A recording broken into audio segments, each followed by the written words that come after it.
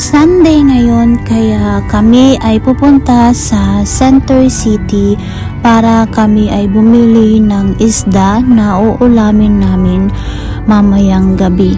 At ito nga pala yung daan papunta kung saan kami bibili ng isda na uulamin namin mamayang gabi. At naglalakad na nga kami dyan para pumunta sa Center City. Pero bago kami pumunta sa pamilihan ng isda ay dumaan muna kami sa mall at naggala-gala konti para hindi kami masyadong maaga umuwi sa bahay. At ito nga pala yung mga binebenta nila sa loob ng mall. Madaming mga iba't ibang klaseng binebenta nila katulad ng mga nuts, cheese, may malalaking bread din, sweets, oil, basta madaming mga iba't ibang klaseng mga Turkish food ang nandito. At after na namin tumingin-tingin ay naglakad-lakad na kami muna or maglilibot ulit kami.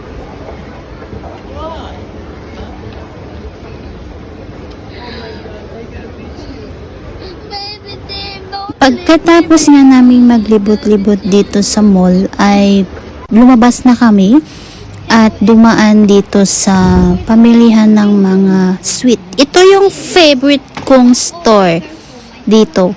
Kasi alam nyo ba, dito ako nabubusog. Kasi before kami bumili, titikman muna namin yung sweet na bibilhin namin or peanuts bago kami bumili.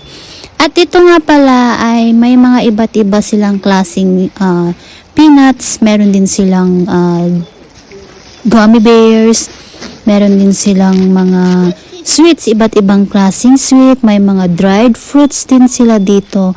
At ito na nga yung best part ng pamimili dito na kung saan ay titikman muna namin yung sweets kung masarap ba or hindi bago bumili. Kaya lagi ako nabubusog dito kapag pumupunta kami dito. Ito yung favorite place kong puntahan kapag lumalabas kami or kapag bibili kami ng sweet or peanuts. At ito na nga, tinikman ng asawa ko yung sweet kung patok ba sa panlasa niya. Syempre, tumikim na rin ako kung patok ba sa panlasa ko at mabusog na rin. At ito nga pala yung mga iba't ibang klaseng peanut na binibenta nila. At after nyan, kami bumili ng peanuts at busugin ng aming sarili ay pumunta na kami sa pamilihan ng isda. At ito nga pala yung daan papunta kung saan kami bibili ng isda. Back then, I never see this one.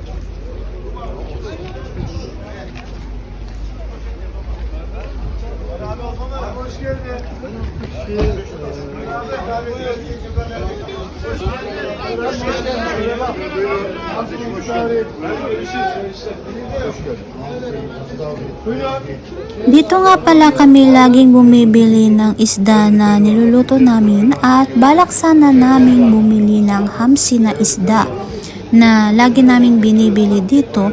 Ang kaso, ang mahal niya na. Dati kasi nasa 100 tele, 150 tele. Ngayon nasa 250 tele na siya.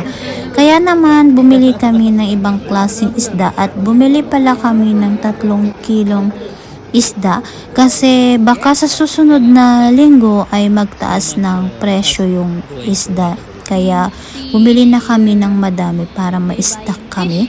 At pinalinis nga pala ng asawa ko yung isda at hindi pinatanggal yung ulo kasi masarap yung ulo at pwedeng sipsipin.